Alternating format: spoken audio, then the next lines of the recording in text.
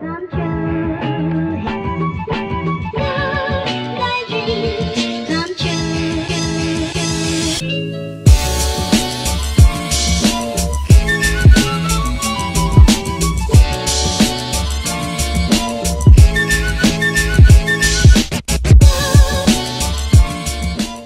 Bonjour, bonjour et bienvenue dans ce webinaire Figaro Recruteur et Cadre Emploi en mode Covid, comme vous pouvez le voir, puisque nous n'avons pas encore retrouvé nos studios parisiens, mais ça ne va pas tarder. Et puis finalement, c'est pas très grave parce qu'on a même enfin eu quelqu'un qu'on n'arrivait pas à voir et qui est à Aix-en-Provence. Je vais la présenter dans quelques secondes.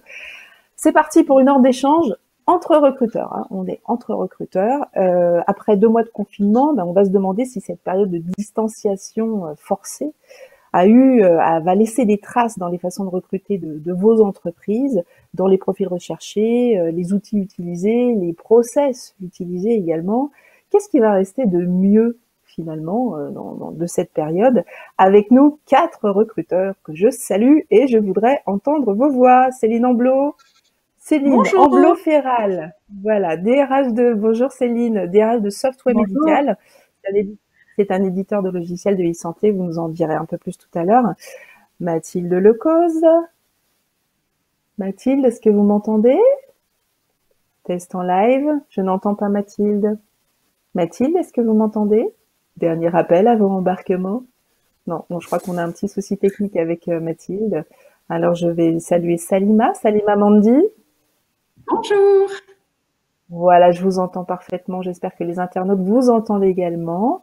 Bonjour Salima, vous êtes responsable du recrutement de la Maïf. Oui, Maïf, tout à fait. assureur qu'on ne présente plus, mais qu'on va quand même présenter également tout à l'heure. Militant, oui.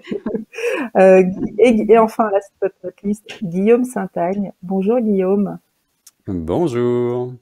Oh là là, qu'est-ce qu'on vous entend bien. C'est formidable. C'est comme si vous étiez ici. Avec mon casque d'aviateur, hein, c'est formidable, hein, ça change tout. Voilà. Guillaume, je vous ai quitté, vous étiez responsable du recrutement chez Ubisoft. Mais aujourd'hui, vous n'êtes plus responsable du recrutement chez Ubisoft, vous êtes responsable du recrutement et de la marque employeur chez Miracle, qui est une start-up du Next40 que vous avez intégré. En full remote, en télétravail. C'est là il y a 1 mois. Donc j'ai commencé de chez moi. Et aujourd'hui, c'est non seulement mon premier webinaire à distance avec vous, mais c'est en plus ma première fois au bureau. Donc, Ah voilà, ouais, vous avez dû tout inspecter. Donc en fait, vous avez vécu ce que vous allez nous raconter en tant que candidat. Vous avez vécu ça et vous allez nous le retirer. Alors à vous tous qui nous regardez, bonjour. Vous étiez 1400 inscrits ce matin. On vous souhaite bien sûr la bienvenue. Comment ça va se passer? Vous allez pouvoir poser bien sûr des questions. On a privilégié un format webinaire avec des retours d'expérience de nos 4 recruteurs, enfin 3 pour l'instant et 4, je l'espère tout à l'heure avec Mathilde Lecause, des recruteurs qui sont donc mobilisés pour vraiment partager, faire des retours d'expérience et pouvoir répondre à vos questions aussi, à vous toutes à tous et toutes qui êtes connectés. Comment ça va se passer? Eh bien, nous avons prévu un webinaire en 4 parties et je le précise parce que je vais prendre vos questions à la fin de chacune des parties. Alors, Bastien, si tu veux bien, donc Bastien qui est en régie, coucou, je ne le vois pas, mais je sens sa présence. Bastien va donc nous faire défiler les 4 parties qu'on a prévues. Alors, premièrement, est-ce que les questions que je vais poser autour des recrutements, finalement, quel va être l'impact de ce Covid sur les recrutements? Est-ce que vous allez continuer, geler, reprendre vos recrutements? Donc là, vous pourrez poser vos questions à la fin. Deuxième partie, les processus de recrutement avant, après. Est-ce qu'il va y avoir des changements? Troisième partie, on a prévu des questions sur les profils recherchés, les différences sur les profils éventuellement recherchés suite à cette crise sanitaire. Et quatrième partie, côté candidat, est-ce que vous constatez des changements d'attitude? Et je pense qu'ils vont être nombreux. On va voir ça aussi dans cette quatrième partie. Voilà. Donc, vous voyez, c'est c'est bien organisé. Ça veut dire que dans vos questions, ne posez pas des questions pour la partie 4. Je pourrais pas les prendre. En fait, je pourrais pas les faire réagir. Alors, on y va. Donc, c'est parti. Première partie. est-ce que vous allez poursuivre, geler ou reprendre vos recrutements? Le Covid a impacté votre business, ça paraît évident pour toutes les entreprises françaises, mais quel impact ça a pu avoir sur les recrutements, à la fois pendant la crise et aujourd'hui, puisqu'on va aussi parler, on parle d'aujourd'hui, on parle de ce qui va arriver dans les prochaines semaines. J'ai envie de commencer par vous, Guillaume. Voilà. Honneur aux messieurs, vous avez remarqué, nous sommes en majorité, mesdames. C'est tellement rare qu'il faut le préciser. Guillaume Saint-Agne pour Miracle. Est-ce que alors, un chiffre d'abord peut-être. Vous aviez prévu combien de recrutements pour 2020? Vous allez en faire combien selon vous? Alors, on avait prévu à peu près 150 recrutements en net pour 2020 et au final, on va en décaler 50 à peu près à 2021, plus par prudence qu'autre chose, puisque pour l'instant, on traverse plutôt très bien la crise. Globalement, on vit ce que l'on vend également à nos clients, puisque donc on vend un logiciel de marketplace qui leur permet notamment de générer de la croissance, mais aussi d'être plus résilient face au genre de signes noirs qu'on peut rencontrer comme une pandémie internationale. Et du coup, on traverse plutôt bien la crise pour le moment. On n'a pas du tout eu recours au chômage partiel et les augmentations, par exemple, en avril ont été maintenues. Donc du coup, c'est vraiment par prudence qu'on a décidé de décaler une cinquantaine de recrutements à tout début 2021 pour être sûr de bien voir comment est-ce que on traversait la crise. Mais du coup, on en prévoit 150 en net, sachant qu'on est aujourd'hui 300 dans le monde, donc on est toujours en hyper-croissance. Ok. Guillaume, les profils, mais vraiment à grands traits, hein, pour qu'on ait bien une petite idée, les profils que vous allez recruter cette année, c'est évidemment des techniciens. Donc, digital. Oui, voilà. Et qui d'autre? Alors, il y a du techos, effectivement, mais il y a aussi des sales, donc des profils commerciaux qui savent vendre du software en SaaS, pour continuer à jargonner, et des Client Success Consultants qui sont en fait des consultants en stratégie de croissance. Puisque pour très rapidement décrire ce qu'est le logiciel de marketplace qu'on vend, donc c'est un logiciel qui permet à une enseigne, à des enseignes de e-commerce notamment, de référencer sur leur site de e-commerce des produits de vendeurs tiers dans ce qu'on appelle une marketplace, qui est la révolution lente du e-commerce. Ouais, et typiquement, Guillaume, il me semble que c'est Miracle qui a conçu l'application Stop Covid. Voilà, exactement. Alors, pas l'application, attention, nous on a conçu que la plateforme, c'est-à-dire pas l'application qui vous traque, ça c'est pas nous du tout, c'est juste le gouvernement qui a trouvé que c'était un super nom et que on était bon en branding et qu'il fallait le reprendre. Nous, on a conçu la plateforme qui permet au gouvernement de mettre en relation des producteurs de blouses, masques, gel hydroalcoolique qui n'en étaient pas avant. Vous avez tous entendu que LVMH, Dior, par exemple, se sont mis à fabriquer des gels hydroalcooliques ou des masques, et donc eux n'avaient pas du tout le réseau de distribution qui leur permettait de vendre ces nouveaux produits-là à ceux qui en avaient besoin. Donc ça met en relation des producteurs avec des acheteurs, que ce soit des hôpitaux, des entreprises qui vont rouvrir leurs bureaux et donc besoin de masques, des choses comme ça. Du coup, ça, on a monté la plateforme en 24 heures et c'est un très bon exemple de plateforme B2B qu'on est à monter et qui nous permettent de bien connecter les nouveaux producteurs et les acheteurs potentiels. Et ça permet aussi, on va en parler tout à l'heure, de bien peaufiner sa marque employeur, hein, d'avoir fait des actions utiles pendant le Covid. On en reparlera après. Je rebondis, donc on reste dans le domaine médical puisque vous parliez de cette plateforme. Céline Ambloferal pour Software Médical, éditeur de logiciels de e-santé justement. Même question qu'à Guillaume. Est-ce que vous poursuivez, vous gelez ou vous reprenez vos recrutements? Alors, comment ça se présente pour vous? Alors, nous on poursuit. Ça ne s'est pas arrêté d'ailleurs, hein, malgré le confinement. On a continué à faire des entretiens. On avait 70 personnes à recruter. On est aussi en hypercroissance pour l'année 2020 et on a prévu de recruter nos 70 personnes pour l'année 2020. Essentiellement, en fait, ce que l'on va recruter... Oui, Sylvia. Non, pardon, Céline, je suis désolée, il y a un petit décalage. Je disais, ça ne change rien, finalement, cette crise sanitaire n'a rien changé. Nous, ça ne change rien. Nous, ça ne change rien et on va continuer à recruter du tech, bien sûr, et puis des sales et des consultants qui vont déployer en fait nos solutions dans les établissements de santé et dans les cabinets de radiologie clients. D'accord. Salima Mandi pour la Maïf, même question qu'à Céline et Guillaume. Vos recrutements, donc il y a forcément eu un impact sur le business, hein, on le sait pendant toute cette pandémie, tout a été ralenti. Les recrutements chez vous, gelés, je crois, pendant cette crise, et maintenant, est-ce que ça va redémarrer ou pas? Je vous vois faire une grimace. Non, oui, non, ils sont pas gelés, ils sont gelés en partie pour certains, mais effectivement. Lesquels, Salima? Quel type de poste a été gelé? Ouais, alors, bah, du coup, je dirais qu'on poursuit nos recrutements dans l'absolu en majorité, sauf effectivement ce qu'on a mis en stand-by un petit peu, ce sont tous nos conseillers en assurance à distance ou en face à face avec nos sociétaires. Pour la simple et bonne raison, en fait, c'est que ces nouveaux recrutés bénéficient d'une formation initiale qui leur permette d'être opérationnels sociétaires. C'est une obligation et d'ailleurs, ça fait très longtemps qu'on le fait. Et la période de confinement ne nous a pas permis justement de mettre en place ces formations. Donc, on a prévenu nos candidats, évidemment, en leur disant qu'on redécalait ces recrutements. On les décale, alors on espère reprendre au moins en septembre. Pourquoi? Parce que en fait, on avait beaucoup de personnes et ces personnes-là, finalement, du confinement n'ont pas eu leur formation. Donc, les prioritaires à la reprise, là, en ce moment, on a des classes virtuelles en ce moment, ce sont ces personnes qui sont recrutées. Et ensuite, on enchaînera avec la réouverture de ces recrutements. Mais on a quand même 80 offres en cours sur notre site pendant la période de confinement. Et donc, vous me connaissez, vous savez que j'aime beaucoup les chiffres. Donc, oui. 800 recrutements, je crois, à la Maïf, hein, c'est ça, CDD, CDI, alternant, c'est ça?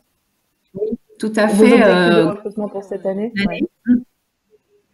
Bah, en fait, pour être très clair, hein, jusqu'à aujourd'hui, en recrutement externe, hein, on est environ à 280 recrutements, hors alternance. Et on a en ce moment en cours, justement, environ 170 en cours en ce moment. Donc, ça va continuer d'arriver en termes de besoins. Et pour les alternants, je dirais que du coup, on est à environ 220 alternants à recruter pour septembre. D'accord. Donc ça, c'est aussi une bonne nouvelle. Tout n'est pas gelé et sur les profils jeunes, bon, c'est pas gelé. On se demandait aussi, non, en fait, ce sera pour la question suivante. On a fait le tour. On n'arrive pas à récupérer Mathilde Cause, malheureusement, qui devait être avec nous pour Mazars et nous parler des recrutements de consultants, de jeunes diplômés qui continuent hein, aussi, bien sûr, pour Mazars. Malheureusement, je crois qu'on a un souci technique avec Mathilde, donc on restera tous les trois, ce qui est déjà très bien. Les questions des internautes. Je fais appel à Clélie. Est-ce que pour l'instant tu vois des questions, Clélie? Non, pour l'instant il n'y a pas de questions. Bon, remarquez, on est resté très factuel, donc c'est un peu logique. Alors on va passer à la. Non, j'ai d'abord envie de vous faire sourire, Bastien. Est-ce qu'on peut envoyer le pingouin? Vous allez comprendre. Est-ce qu'on peut envoyer le pingouin? Alors, le pingouin, il est là ou pas? Voilà. C'est un magnifique dessin. Je sais pas si vous connaissez ce dessinateur, bon, qui est chez nos confrères du Monde, voilà, Xavier Gors, qui publie.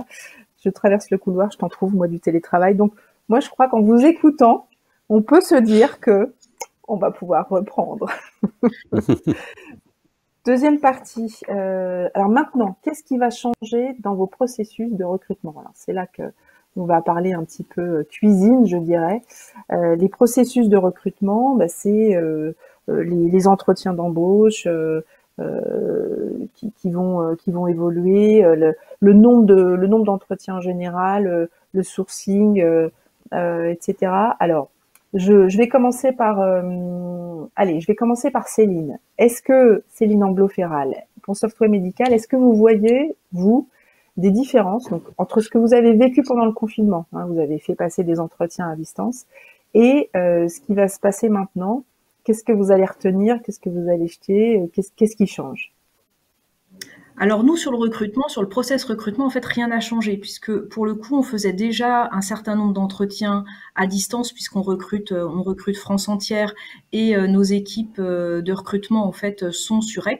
Donc il y avait déjà un certain nombre d'entretiens faits à distance via Teams, avec par contre toujours un passage obligé, un entretien physique pour voir la personne. Chez Softway, vraiment pour le coup, l'humain il est au centre de notre fonctionnement. Donc on a besoin de sentir les gens et même s'il y a plein de choses qui vont passer par un entretien à distance, il faut quand même et on a besoin chez Softway de voir les gens. Donc ça n'a pas changé. Donc ça veut Clairement, dire que vous n'avez pas fait, Céline, pardon, ça veut dire que vous n'avez pas fait d'intégration pendant le Covid, vous n'avez pas fait d'intégration. Ça, c'est sur le process recrutement. En revanche, l'intégration, elle a changé. C'est-à-dire que autant les entretiens, on les a fait comme on les fait d'habitude, autant l'intégration, on s'est complètement, on a dû se réinventer. Hein. On a intégré entre 1000. Je veux pas vous emmener sur l'intégration, je veux dire les onboarding, mais plus sur les recrutements. Ce que je voulais dire, c'est que vous n'avez pas signé de contrat définitif pendant le Covid. Si on a signé des contrats définitifs pendant le Covid, deux pour le coup, mais c'est parce qu'en fait c'est des gens que l'on avait vus, qu'on a vu en fait par Skype et par Teams pendant le confinement et là post-confinement. Donc depuis la semaine dernière, en fait, on a finalisé en les faisant venir à Aix ou à Lyon et on a en fait signé des contrats. D'accord, ok. Parce que vous avez effectivement fait un dernier entretien physique, c'était super important pour vous. Ok. C'est voilà, parce que le dernier entretien physique, c'est super important, oui. Autre changement dans vos process de recrutement, toujours chez Softway, le fameux test sans CV. Vous avez des candidats beaucoup plus de candidats qui ont passé les fameux tests sur votre site, c'est ça? Oui, en fait, ce qui en revanche a changé, c'est qu'on a un peu plus d'opportunités que précédemment, puisqu'effectivement on a mis sur LinkedIn et sur nos annonces en fait la possibilité de passer un test pour les commerciaux. Donc les gens en fait passaient le test sans envoyer leur CV et en fonction des résultats des tests, en fait on a contacté les différentes personnes ayant réussi le test commercial pour leur faire un premier entretien Skype. Et on a effectivement eu une recrudescence de candidats puisqu'on a plus de 20% de candidats qui ont passé le test. D'accord. Donc ça, effectivement, c'est quelque chose que vous allez garder systématiquement dans vos annonces. Oui, ça c'est quelque chose que l'on va garder, notamment pour les sales. Ok. Guillaume Saint-Agne. Alors vous, je sais qu'il y a eu du changement dans vos process de recrutement. Guillaume, vous êtes avec nous? Oui. Je suis toujours là. Vous pouvez... Ah oui, vous êtes toujours là, c'est formidable. Votre voix nous apaise à tous d'ailleurs. Je vais acheter votre casque parce que le son est d'une qualité incroyable. Concernant donc les process de recrutement, est-ce que vous pouvez nous dire c'était comment avant et c'est comment aujourd'hui? Mesdames et messieurs, accrochez-vous. Vous allez tout de suite nous donner le nombre d'entretiens de recrutement que vous faites passer à vos candidats, Guillaume. C'est ça. Alors, je peux vous dire comment c'était avant, parce que du coup, moi, c'est sur ce process-là que j'ai été recruté. Et je peux vous dire comment c'est devenu maintenant, puisque maintenant, c'est ces process-là que je dirige. Donc, du coup, avant, il y avait un premier phone screen, donc encore du jargon, donc un appel téléphonique, c'est-à-dire pour checker la compréhension du job par le candidat et commencer à l'évaluer rapidement. Ça, c'était par un recruteur. Et ensuite, on enchaînait sur un autre appel téléphonique, cette fois-ci par le manager recruteur, enfin donc le hiring manager, celui dans l'équipe de laquelle le candidat doit atterrir à la fin. Et du coup, on faisait passer à peu près un entretien d'1 heure à ce moment-là, suivi d'un test technique pour plusieurs fonctions. Et donc ça permettait d'évaluer déjà rapidement le fit culturel du candidat, mais aussi son expertise technique. Et chez Miracle, on est très attentif, notamment pour les jobs de tech, mais également aussi aussi pour ceux des autres départements que j'ai cités tout à l'heure, à ce que les candidats que l'on recrute respectent nos valeurs, qui sont évidemment affichées sur notre site web, et qui sont pas des valeurs en l'air, on va dire, mais qui sont vraiment très sélectives dans notre process de recrutement et nous permettent de sélectionner ce que nous, on appelle les meilleurs candidats, donc de sélectionner l'excellence. Et donc, du coup, pour réussir à évaluer ça, on faisait appel à 4 intervieweurs internes, évidemment le recruteur et le hiring manager, mais aussi un collègue direct du candidat si jamais il est recruté, et un collègue neutre, c'est-à-dire quelqu'un avec lequel il n'est pas censé travailler, et donc du coup qui n'a pas d'intérêt, qui n'est pas biaisé à prendre tel candidat ou tel autre, puisque l'essentiel des interactions qu'il pourra avoir avec lui, c'est au baby-foot ou à la cantine, quoi. Donc du coup, chacun de ces intervieweurs-là doit analyser en 45 minutes une valeur de Miracle avec le candidat, en lui posant uniquement des questions d'un entretien structuré, donc c'est-à-dire des questions situationnelles et comportementales. Donc on lui demande pas de nous refaire son parcours, on lui demande pas, voilà, ça c'est fait. On demande juste, dans telle situation, comment vous auriez fait, ou racontez-moi un moment où. Qui permet de bien évaluer l'adéquation entre le candidat et la valeur que l'intervieweur doit évaluer. Et donc, suite à ces 4 entretiens en face-to-face, en physique, qui du coup se faisaient dans nos bureaux, de 45 minutes, voilà, donc le candidat est un peu rincé, mais du coup, nous, grâce à ça, on est en mesure de réunir tous les intervieweurs dans les 48 heures, et du coup, de pouvoir décider tout de suite si on prend ou non le candidat. Donc, il n'y a pas de shortlist, il n'y a pas de « attendez, on envoie encore 15 autres et puis après, on vous rappelle ». 48 heures après, on sait dire au candidat si on veut lui faire une offre ou pas, et si on ne lui fait pas d'offre, lui donner un feedback riche sur les raisons pour lesquelles on a décidé de ne pas le retenir, pour que même si lui est un peu déçu, qu'il ait au moins quelque chose avec quoi repartir pour s'améliorer pour ses prochains entretiens.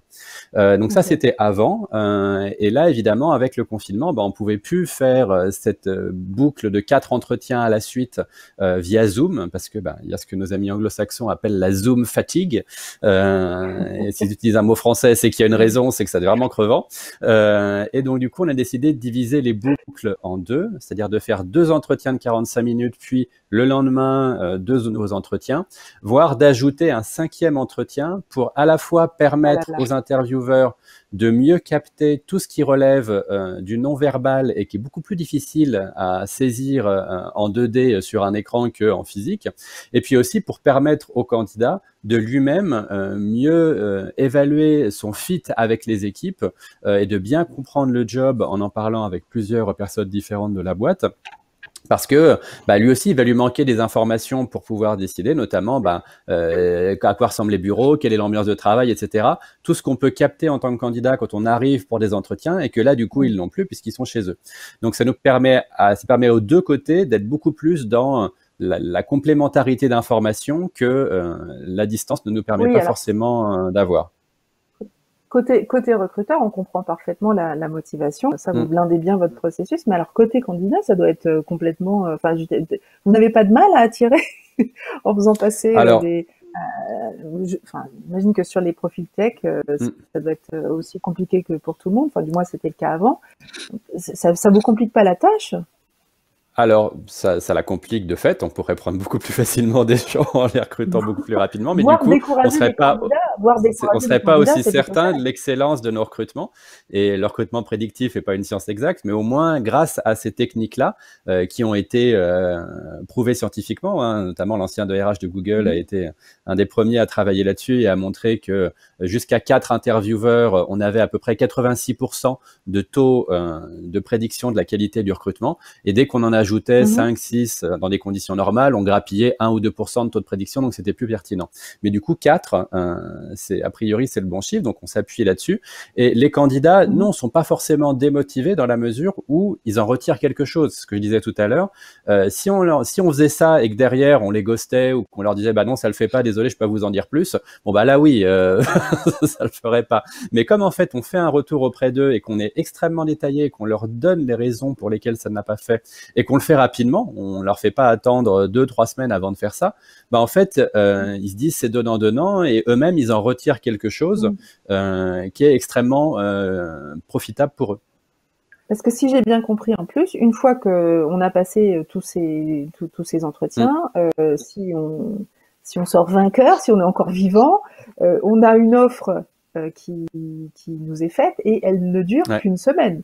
Si j'ai bien compris. C'est en ça. plus, il y a une DLC quoi, dans vos offres. D'accord. Alors, on a une start-up, on va vite, donc on fait en sorte d'attirer des gens qui savent prendre des décisions rapides. Et pour le coup, vu qu'ils ont vu 4, voire 5 personnes en ce moment dans la boîte, on estime qu'ils sont en mesure de pouvoir décider très vite versus des process plus traditionnels où ils ont vu leur hiring manager, le directeur et un recruteur et c'est tout. Et ce, sur 3 mois où du coup, le temps est un peu plus distendu. Nous, on estime que si donc on va vite, il faut que le candidat aille vite en face. On va dire, Guillaume, que c'est un peu une machine à éliminer quand même, cette histoire. Une machine à sélectionner l'excellence. Voilà. Mais comme tous les process de recrutement, vous savez, chez Miracle, on n'a pas, enfin, on a un taux de sélection qui est à peu près identique à celui que j'avais chez Ubisoft, où il faut évaluer environ 100 candidats pour en recruter un.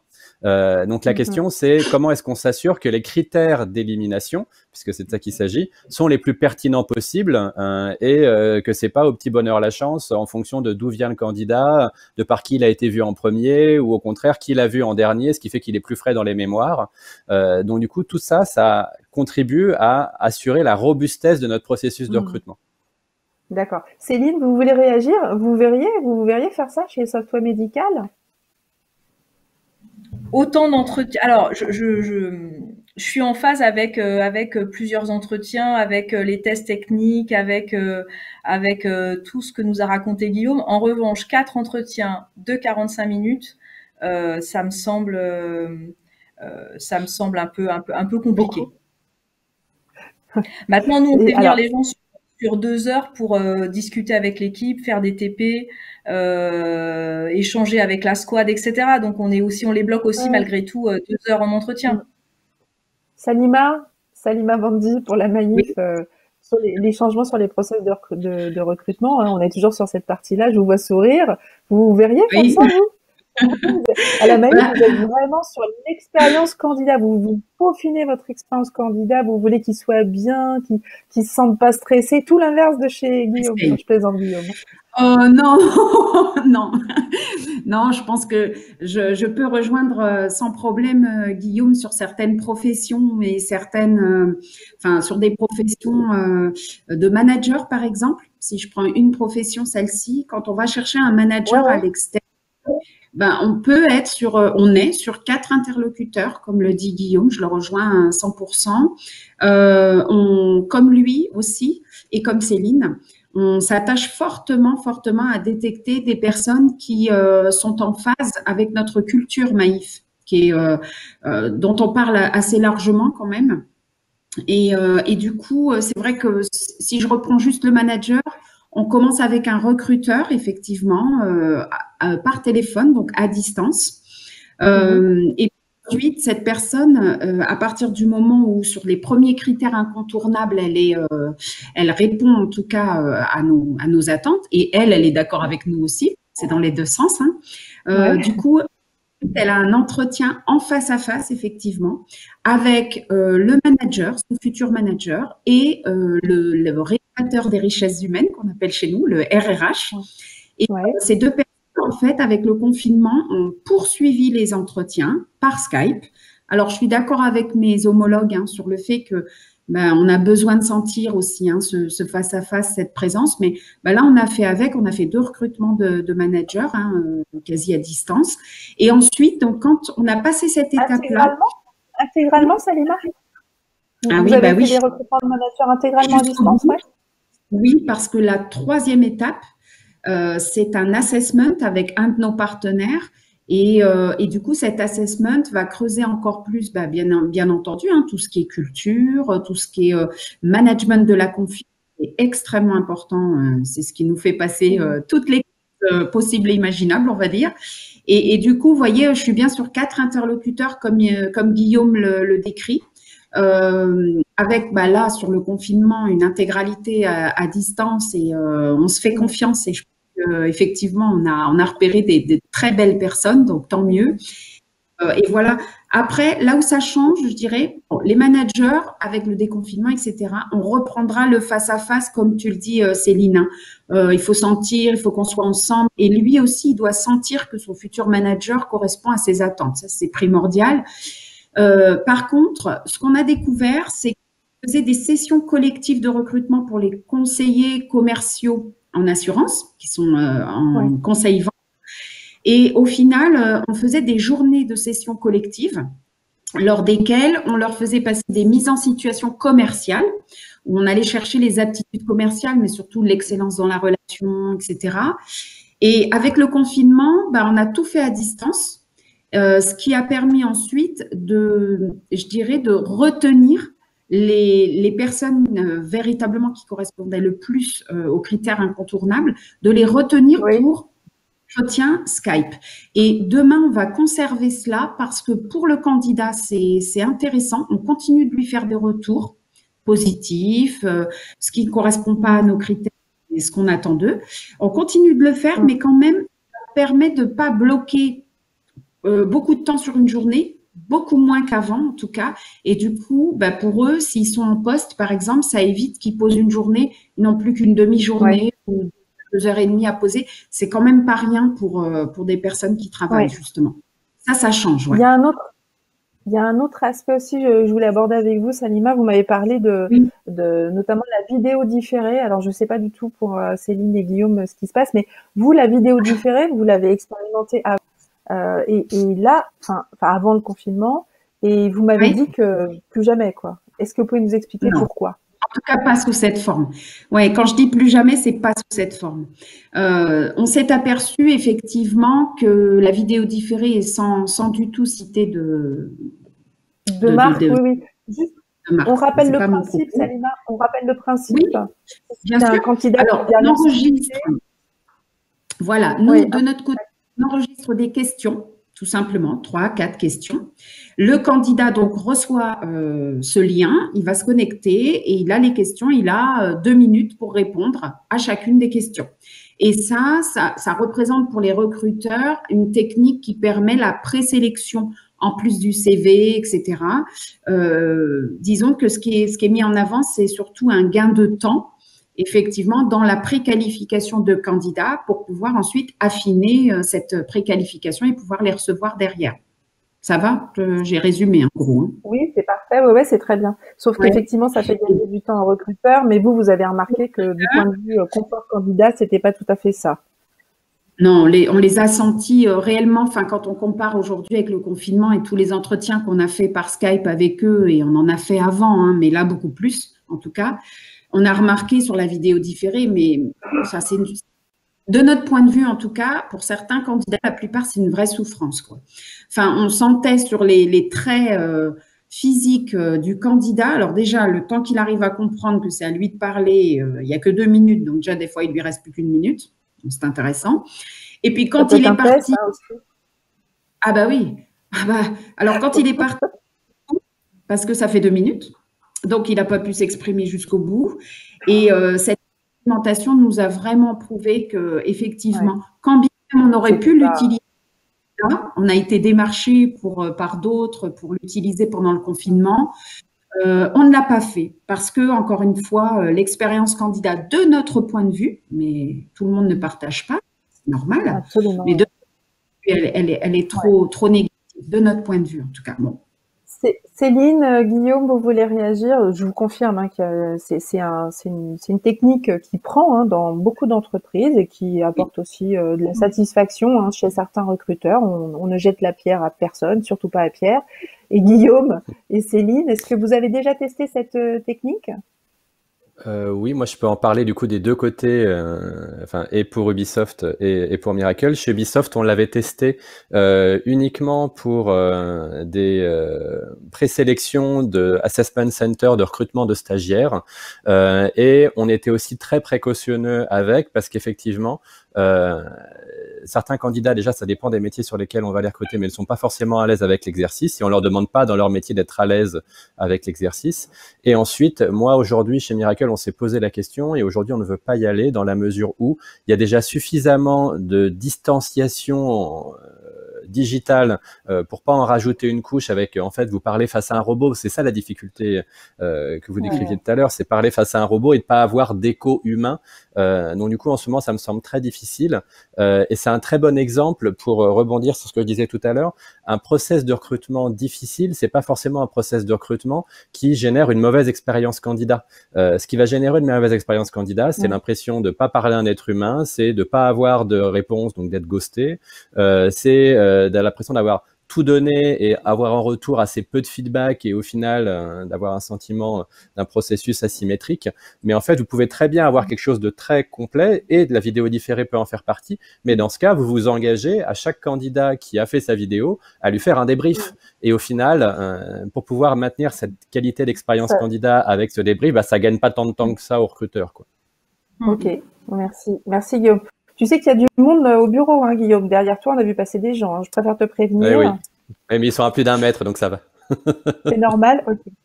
Céline, réaction sur la vidéo différée. Je suis complètement en phase avec Guillaume et Salima. Pour moi, le recrutement, c'est un métier de contact. C'est des gens qui doivent se voir, qui doivent s'entendre, qui doivent échanger. Il est important que le candidat, il ait envie de venir travailler pour nous. Il est important que nous, en tant que recruteurs, on ait envie de travailler avec le candidat.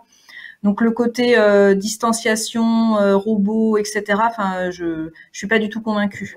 Et donc Salima amène de l'eau à mon moulin en fait, puisque ça a été on a une question. Certaines personnes chez nous. Alors, nous avons une question d'Edouard que je vous donne. Jusqu'à quel niveau hiérarchique pensez-vous que le recrutement full online soit pertinent? C'est une bonne question. Jusqu'à quel niveau hiérarchique d'après vous? Qui veut répondre? Salima, Céline. Guillaume, ouais. Moi, j'ai déjà des exemples. Nous, c'est tous les niveaux. Il n'y a pas de différence. Là, on vient de recruter une directrice pour un de nos départements et ça s'est fait full online. On recrute aussi des développeurs avec 2 ans d'expérience sur ce même process. L'intérêt de notre solution, enfin de notre process de recrutement, c'est que justement, malgré la distanciation et malgré la visio, on évalue toujours les mêmes choses et de la même façon, puisque y a un process assez rigoureux à respecter, et ce qui fait que il y a pas de raison de le faire différemment pour un directeur ou pour un junior. Donc moi je dirais tous les niveaux. Tous les niveaux. Céline, pareil. Non, moi je pense que, enfin, full online, je suis pas convaincue. Moi, on a vraiment et c'est sûrement aussi lié à mon tempérament, mais moi j'ai besoin vraiment de voir les gens, si ce n'est qu'une demi-heure autour d'un café en mode recrutement un peu détendu ou en mode entretien un peu détendu. Mais même si le gros de la sélection se fait online, il faut un entretien quand même. Céline, on va être honnête. Pour les stagiaires, les apprentis aussi, vous êtes capable d'investir autant de temps? Je mets les pieds dans le plat, moi. Parce qu'en fait, sur tout ce qui est stagiaire ou apprenti, en fait, on se déplace sur les forums. Donc on les voit à un moment donné. En fait, ils viennent poser leur candidature. On va papoter avec eux 10 minutes lors du forum recrutement. Et donc, en fait, on va avoir ce contact, en fait. Ce contact physique, on va l'avoir systématiquement. Salima? Je dirais que dans les périodes où on est vraiment obligé de le faire, confinement, tout dépend de 2 choses. Tout dépend de l'urgence du besoin et tout dépend de l'ouverture, je dirais, soit côté RH, soit côté manager, d'ailleurs, d'un côté comme de l'autre. Donc, rien n'est impossible. Je rejoins Guillaume et à la fois, je pense que j'ai de collègues managers qui sont d'accord avec Céline pour souvent me dire, pour moi, c'est 95% OK, mais je vais peut-être me laisser encore et si je peux le voir en direct, je validerai à cette issue. Donc finalement, c'est impossible, on ne peut pas donner un niveau. Je pense qu'il faut écouter tout le monde et il y a des managers qui sont pour, pas pour, et selon l'urgence du besoin, toujours pareil. Très bien. Je passe rapidement à la troisième Sylvia, Oui, On peut aussi ajouter que pour le coup, la visio permet d'évaluer quelque chose qu'on n'évaluait pas forcément avant, c'est l'adaptabilité technologique. Justement, on va rentrer là dans un monde où potentiellement on va être en télétravail encore pendant un petit moment, où on ne sait pas si on aura une seconde vague. Si déjà on a quelqu'un face à l'écran qui pour le coup est pas du tout à l'aise, on sent qu'il y a un truc qui passe pas et qui serait peut-être passé en vrai, bah on va aussi se dire, bah dans les conditions actuelles, ça va être compliqué de le recruter, gardons-le peut-être pour plus tard, mais même pour plus tard. On va peut-être rentrer dans un monde où le télétravail deviendra, si ce n'est la règle, en tout cas beaucoup plus fréquent. Donc, ça s'évalue aussi grâce à ça. Moi, je vous conseillerais quand même de prendre Mathilde. Mathilde Lecause, elle est top. Elle n'a pas pu se connecter avec nous. Mais alors là, c'est un problème de connexion, c'est pas un problème d'attitude. Technologique, là, attention. Bon, troisième partie. On va maintenant aborder les questions de profils recherchés. Je voudrais savoir s'il y a des changements justement dans les profils que vous recherchez, parce qu'il y a quelque chose de...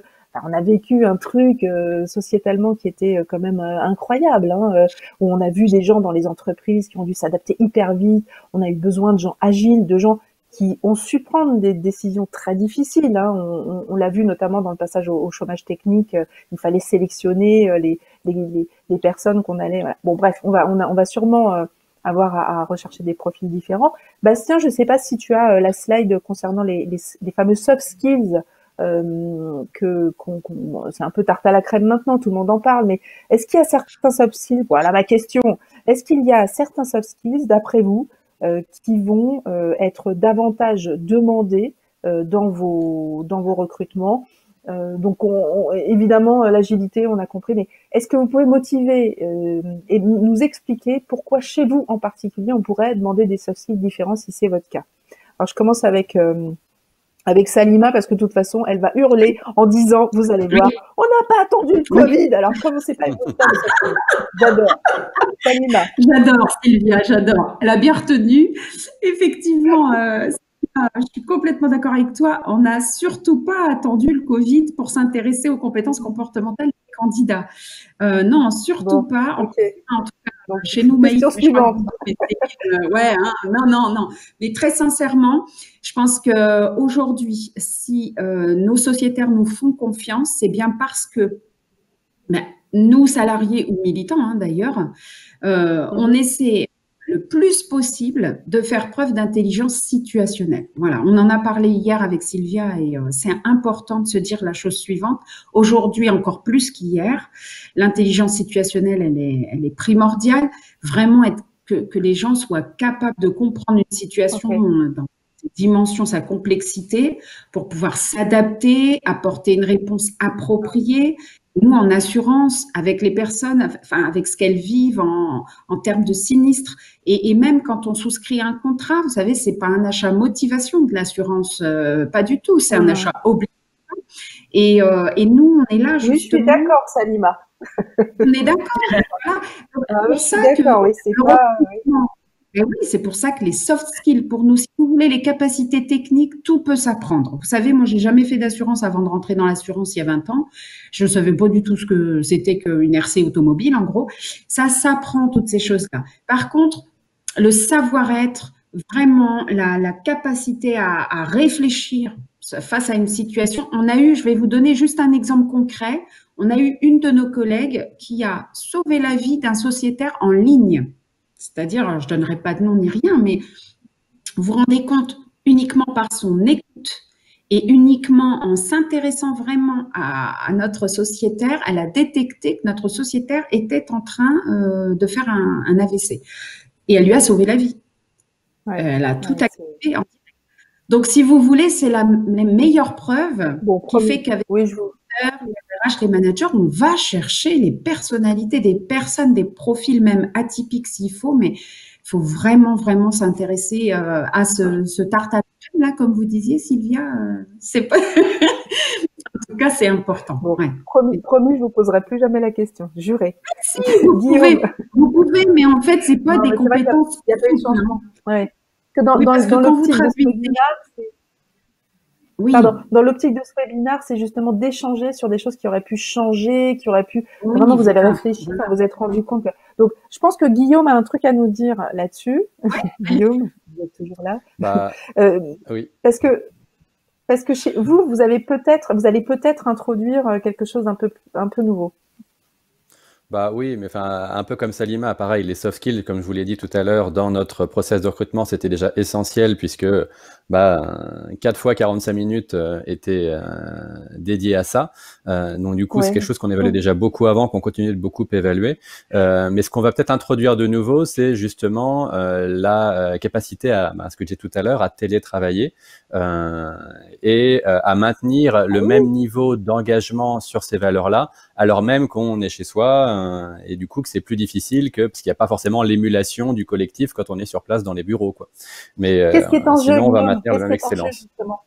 Qu'est-ce qui est en jeu justement sur cette évaluation de est-ce que vous êtes capable de télétravailler? C'est quoi? C'est l'autonomie, la responsabilité, bien sûr, mais comment ça s'évalue? Est-ce que vous avez des trucs ou est-ce que vous avez testé des choses qui vous permettent justement d'être au top pour détecter des gens qui vont vous dire ouais, attends, moi j'ai aucun problème à travailler chez moi, vraiment je suis aussi efficace, etc. Sauf que en réalité, la productivité ne suit pas, il regarde les papillons, etc.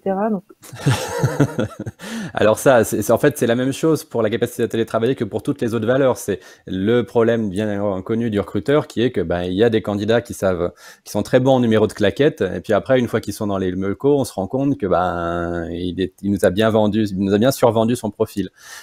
Du coup, l'intérêt d'un process de recrutement difficile avec ces 4 fois 45 minutes, c'est que du coup, on met un peu le candidat en situation de stress, mais c'est un stress bénéfique qui nous permet de vraiment le mettre un peu en tension et d'éviter qu'il nous mente ou qu'il enrobe la situation, parce qu'on peut très vite creuser avec des questions situationnelles et comportementales et des intervieweurs qui ont tous été formés, y compris les non-recruteurs, à détecter ça et à les creuser. Et quand on va chercher, selon une méthode qu'on appelle la méthode STAR, c'est-à-dire on va chercher des réponses très structurées de la part des candidats avec situation, task, action et results, et on leur dit voilà, répondez-moi comme ça. Et c'est beaucoup plus difficile de mentir dans ces situations-là, mais que ce soit pour la capacité à télétravailler, mais aussi pour toutes les autres valeurs qu'on va évaluer. Historiquement, chez Miracle, on n'était pas très fan du télétravail. On est une start-up, mais néanmoins, on croyait beaucoup au collectif et au fait de travailler ensemble sur le même lieu et à l'informel qui disparaît un peu pendant le télétravail. Là, du coup, nous-mêmes, on est en train de changer par rapport à ça et d'évoluer parce qu'on se rend compte qu'une dose de télétravail peut aussi être bénéfique. Mais aujourd'hui, on ne croit pas, par exemple, comme d'autres grandes boîtes, au tout télétravail, puisqu'on pense que ça casserait beaucoup de sentiments d'émulation collective qu'on peut avoir quand on se retrouve au bureau, quoi. Je crois qu'il va falloir qu'on fasse un webinaire sur le télétravail en particulier. Je partage, non pas une question, mais un commentaire de Maya qui nous écrit « Nous avons recruté un cadre supérieur full online dans le cadre d'une création de poste. Et nous, notre client, on a fait 4 entretiens en tout. Tout s'est fait en ligne jusqu'à la décision d'embauche et la signature de la promesse d'embauche. Une nouveauté pour notre client. Je pense que Maya bosse dans un cabinet de recrutement. Donc voilà, merci pour le témoignage, Maya. N'hésitez pas, vous tous, à déposer. Alors, on a une question de Xavier. Voilà, je continue. Xavier, nous sommes une plateforme de mise en relation et de networking et de recrutement pour les sportifs de haut et de haut et pro. Avez-vous déjà recruté un sportif et avez-vous utilisé un process spécifique? Oui. Petite question. Oui, qui? Salima? C'est Salima qui a parlé? Oui. Ouais, Vous avez déjà recruté un sportif de haut niveau? France entière. Bien sûr. France entière, oui, on en a eu en conseiller en assurance à distance, gestionnaire des sinistres. Ça fait partie justement, sportif ou pas, d'ailleurs, on a des ex-œnologues et malheureusement, ce sont des personnes qui sont passionnées et qui rencontrent une grosse difficulté dans leur vie qui ne leur permettent pas de poursuivre et qui cherchent en fait à réapprendre quelque chose, quoi qu'il en soit, et tout à intégrer une entreprise dans laquelle elle se retrouve en termes de valeurs, en termes de voilà. Et Salima, on en a plein. Oui. Salima, vous utilisez des process spécifiques pour ces sportifs de haut niveau-là, pas spécialement? Ah non. Ok, donc c'est même on répond à Xavier dans le même process. Mais oui. Une autre entreprise qui recrute beaucoup pour Xavier, une autre entreprise qui recrute beaucoup, c'est dans son ADN, c'est évidemment Decathlon, et également Française des Jeux, pour avoir discuté avec son DRH, que je salue s'il est là. Alors, 4e partie. Oh là là, on est en retard. Oh mon Dieu, nous avons dépassé de 5 minutes. Non, non. Alors, quatrième partie, une partie qui me tient à cœur aussi, c'est d'aborder toutes les questions de côté candidat. Est-ce que vous constatez des différences de posture, d'attitude, de questions, de préférences chez les candidats, justement, après ce Covid, après ce confinement, en fait, plutôt, parce que le Covid, c'est pas terminé, malheureusement. Est-ce que, par exemple, vous en avez qui veulent changer de région et qui postulent chez vous, qui veulent quitter Paris et qui vous proposent directement de télétravailler, etc. Guillaume, je commence par... Non, Guillaume, vous avez beaucoup de temps de parole. Je vois ça à mes compteurs extrêmement nombreux posés ici. Céline, est-ce que vous avez des propositions de gens que vous n'aviez pas avant? Est-ce que vous êtes ouverte au télétravail, etc. Alors oui, parce que pour le coup, nous, la crise, elle a généré des vraies opportunités en fait de recrutement, puisque étant donné qu'on recrute énormément de tech, on a plein de tech qui étaient dans des ESN ou qui étaient en freelance, qui nous ont contactés et qui étaient intéressés en fait par nos offres de poste, parce que sur le carreau, parce que du jour au lendemain le freelance s'arrêtait. On a des candidats aussi. On a pas mal de candidats parisiens qui ont posé Comment aussi. Ça s'intéressait à vous, c'est ça? Bah, il faut le dire comme ça, hein, ouais, ouais. Et puis alors, attendez, c'est plus facile. C'était plus facile d'être confiné au soleil que d'être confiné sous la grisaille parisienne. J'ai 30 ans de Paris, donc je connais bien la région. Et alors, ceux d'avant, là, ceux qui étaient plutôt en freelance et qui ne voulaient absolument pas entendre parler d'un CDI, qu'on appelait les divas, hein, les recruteurs m'en ont parlé comme ça. Donc en fait, vous avez des divas qui commencent à s'intéresser à vos CDI. Ça pose une question. Comment vous allez distinguer la motivation d'avoir un boulot fixe de l'intérêt pour la mission? Comment vous allez faire? En fait, on a, pour le coup, le champ des possibles et s'est élargi pour nous. On a plus de candidats, donc on va continuer notre sélection comme on le faisait aujourd'hui. On va, en revanche, effectivement, sur ce type de candidats qui étaient en mode ESN ou en mode freelance, on va aller questionner l'envie, l'intérêt pour Software Médical, l'envie d'aller travailler chez un éditeur, donc chez ce qu'on appelle un client final. Donc on va encore plus questionner à ce niveau-là. Et puis ce qu'on remarque nous aussi, hein, c'est qu'on est dans un univers de la santé. Enfin, on fait un logiciel qui permet de gérer le patient et le dossier du patient. Donc on a aussi il y a aussi, je pense que les gens, malgré tout, avec la crise, se sont dit le soignant c'est important, se sont dit le soin c'est quelque chose d'utilité publique, et on a des candidats, on aura sûrement des candidats qui vont se tourner vers nous parce que justement on est d'utilité publique. On permet en fait avec nos logiciels de mieux soigner, de mieux prendre en charge. C'est ça. Est-ce que c'était un message que vous essayiez de faire? C'était un message que vous avez toujours diffusé, bien sûr, dans votre marque employeur, on le sentait bien, mais il n'y avait pas forcément autant d'écho que ce qu'on voulait. Et aujourd'hui, peut-être. C'est pour ça que je dis que ça développe les opportunités, c'est qu'il y a beaucoup plus d'écho. Même si les gens qui viennent chez Software, en règle générale, ils ont une appétence pour la santé et ils ont besoin de se sentir utiles. Ça, c'est ce qu'on ressent dans tous les entretiens. Mais je pense qu'il y a des nouveaux candidats qui vont se tourner vers notre société parce qu'il y aura une prise de conscience. Oui. Alors Bastien, est-ce que tu veux bien passer la citation de Julien Lecor, le cofondateur du YZ Paris? Julien nous dit « Dans 10 ans, il sera difficile d'expliquer pourquoi sur un monde de 8 milliards d'habitants, nous restreignons nos offres d'emploi aux quelques centaines de milliers de personnes résidant dans un rayon de 15 km autour du bureau. Quelle incroyable perte de potentiel humain, nous dit-il. Sur l'image, je vous vois sourire, forcément. Vous êtes implanté à Niort, essentiellement. Vous faites beaucoup d'allers-retours avec Paris. Oui, donc est-ce qu'il y aura une ouverture? Vous me connaissez maintenant. Est-ce qu'il va y avoir une ouverture à des gens qui habitent, je sais pas moi, Marseille, Strasbourg, Lille, parce que c'est de très beaux potentiels sans doute. Alors, je suis un petit peu embêtée par votre question parce que est-ce qu'il y aura, mais il y a déjà une ouverture. Je veux dire, si aujourd'hui, par exemple, amis développeurs, vous avez envie de travailler pour notre jolie mutuelle qui est la Maïf, eh bien, n'hésitez surtout pas à prendre contact avec moi sur LinkedIn. Aujourd'hui, nous, on recherche beaucoup de développeurs. Salima, LinkedIn, ça fait plusieurs fois que vous le citez. Il n'y a pas que LinkedIn, hein. Il n'y a pas que les Américains dans la vie. Hein. On existe aussi. Hein. Oui, quel bonsoir. cadre emploi, recruteur. Non, mais bon, évidemment, ce sont des outils complémentaires. Je fais ça rigolo pour soigner notre communauté. Très sérieusement, le télétravail, en fait, on l'a installé déjà depuis 2 ans maintenant. On a un peu plus de 1100 télétravailleurs à la Maïf. Et pendant le confinement, on est rendu à 5000 et quelques, évidemment. Mais là, c'est exceptionnel, évidemment, puisque c'était pendant le confinement. Aujourd'hui, en fait, les personnes qui souhaitent travailler et qui souhaitent en tout cas rejoindre la mutuelle, on est sur un échange, évidemment, autour des possibilités qu'il peut y avoir, soit de télétravailler, enfin, il faut échanger. Donc, il ne faut pas hésiter à proposer sa candidature parce qu'encore une fois, nous, on part en quête de plusieurs dizaines de développeurs très prochainement, par exemple. Et il y a plein d'autres postes. Tu vois, oui. Et puis après, bouger de région, enfin, être mobile, c'est vraiment primordial.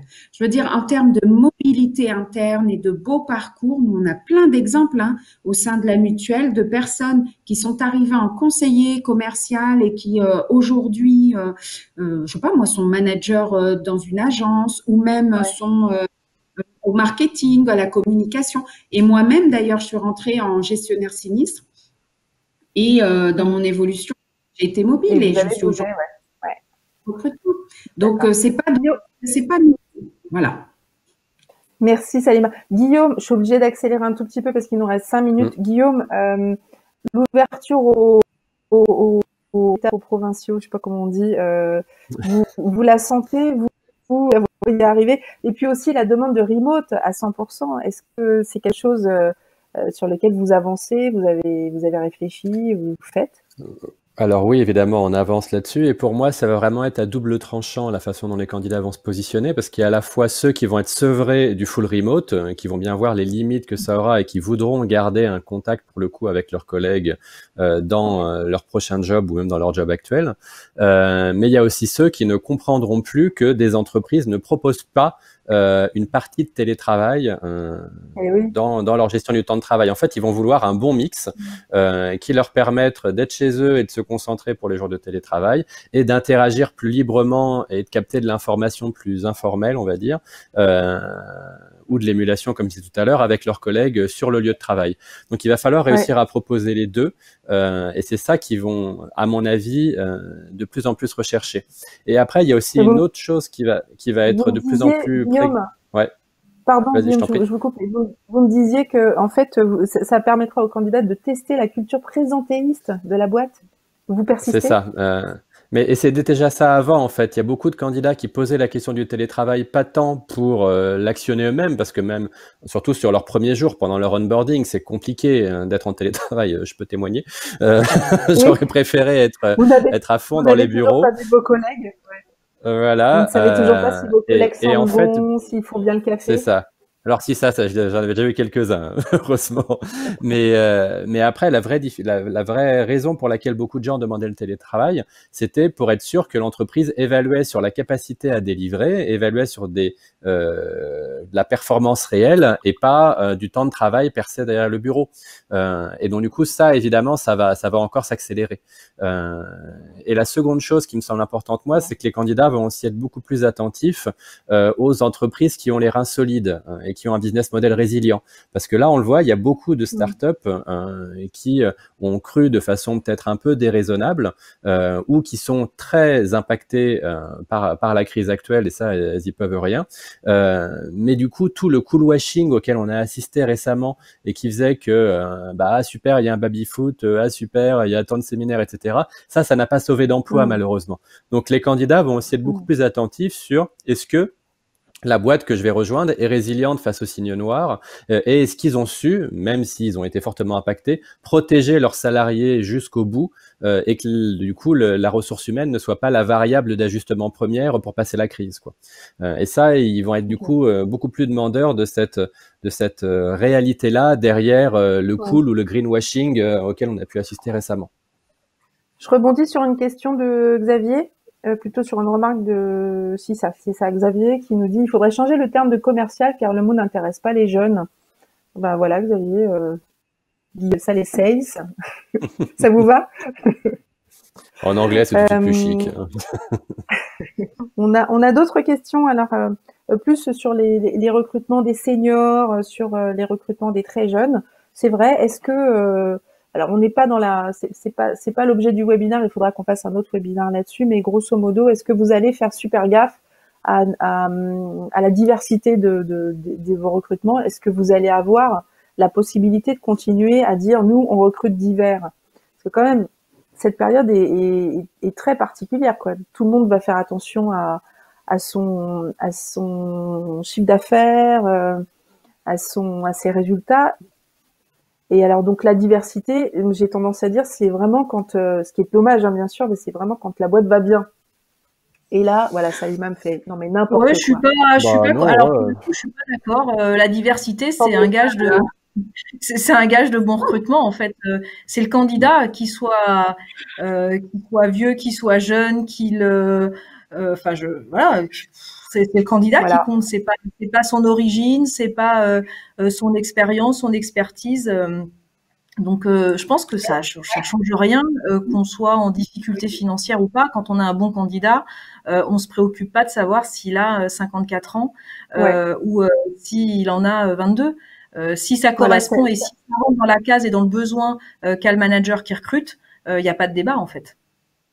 Voilà, Anne Salvi, c'était une question de Anne Salvi. Quelles sont les chances d'être recruté quand on a 60 ans? Vous avez votre réponse, voilà. Et je pense que Salima va donner la même réponse, hein, peu importe l'âge. Oui, je vais non seulement donner la même réponse, mais dire d'abord qu'on recrute finalement tout type de richesse humaine, j'ai envie de dire, parce que c'est un vivier qui est important. Et c'est surtout que ceux qu'on recrute sont au service du sociétaire. Et il me semble pas qu'on ait que des sociétaires, soit tous jeunes, soit tous seniors, soit tous je sais pas quoi. On a une diversité, c'est la population, hein, de toute façon. Donc, moi, je pense qu'au contraire, une entreprise, elle doit être complètement ouverte et vraiment ouverte à la diversité. Sûr. On espère que ce sera ça, sa forme de résilience. Il me reste, bon, on a dépassé le temps, donc il me reste, j'ai quand même envie de faire le tour rapidement, vous trois. Donc d'abord, est-ce que vous allez prendre des vacances? Première question. Est-ce que vous restez sur le pont cet été ou est-ce que vous prenez des vacances? Céline? J'espère un peu au mois d'août. Ok, Guillaume? Poser un peu. Bah oui. Moi, j'ai dû annuler toutes mes vacances, là, comme beaucoup de gens récemment. Donc, du coup, oui, j'espère au moins en prendre cet été. Ok. Et Salima? Pareil, Sylvia. Et vous, alors? Sylvia? Je vais prendre des vacances aussi un petit peu au mois d'août. Mais bon, je ne fais pas du recrutement. Donc, ma question, en fait, c'est est-ce que vous conseillez aux candidats de rester, de continuer à envoyer des candidatures et est-ce qu'ils auront des réponses ou alors est-ce que c'est parce que c'est une année quand même exceptionnelle, vous n'avez pas pu recruter pendant 2 mois. Si vous avez des besoins, il faut que vous soyez sur le pont. Donc, si vous êtes en vacances, il y a vos équipes qui sont là ou pas? Oui, oui, on est organisés quand même, Sylvia. Non, soyez en recherche toujours et manifestez-vous effectivement. Regardez le site Maïf Entreprise et regardez ce qui vous correspond et voilà. Et n'hésitez pas. Non. L'été. Qu'est-ce qui dernière, en une phrase chacun, qu'est-ce qui naîtra de meilleur pour le métier du recrutement de cette période? Qu'est-ce qui naîtra de meilleur d'après vous? Wow. L'écran s'est figé. Ah ouais, là, tout à coup. Chez nous, en tout cas, la confiance avec l'outil à distance. Parce que c'est vrai qu'il y avait quelques excuses en se disant je vais reporter parce que la personne n'est pas dispo, etc., ou elle est loin, ou etc. Je pense que pour le coup, ça nous a obligés à utiliser, par exemple, Skype ou Teams, etc. Et je trouve que ça, pour demain, c'est encore mieux que ce qu'on a pu faire jusqu'à aujourd'hui. C'est pas une phrase. Hein. Guillaume? Un peu d'accord avec ça pour moi. Une fois qu'on sera revenus tous au bureau et qu'on pourra avoir des entretiens physiques à l'ancienne, mais qui sont quand même indispensables, ce qui va changer, c'est qu'on fera peut-être moins d'appels téléphoniques et qu'on passera directement en visio dès le premier contact et que du coup, on pourra voir beaucoup plus de choses avec le candidat parce que les candidats auront été habitués à ce mode-là et qu'il n'y aura pas... il n'y aura pas le sentiment d'intrusion qu'il pouvait y avoir avant si on proposait au candidat un premier contact en visio versus par téléphone. Ouais, je suis en phase avec, on va allumer les je suis caméras. en phase avec mes 2 collègues. Ok, très bien. Bon, bah, écoutez, il me reste à vous remercier infiniment pour ces échanges, ces échanges d'expérience, hein, essentiellement. C'était le but de ce webinaire. Bastien, je pense que tu peux montrer donc le site Figaro Recruteur si vous voulez aller plus loin, si vous voulez découvrir d'autres contenus, n'hésitez pas, vous êtes bien sûr les bienvenus. Ce webinaire sera disponible sur notre site Figaro Recruteur, info conseil, voilà. Merci à nos participants, merci à ceux qui ont réussi à se connecter. Coucou Mathilde, tu nous as beaucoup manqué, mais on te fera revenir une prochaine fois, je l'espère. Guillaume, Salima, Céline, encore merci. Bonne journée et donc pas tout de suite bonnes vacances. Bon courage, je pense qu'on peut se le dire, mais en même temps, c'est des métiers passion, donc je vous envoie plein de bonnes ondes. À très bientôt.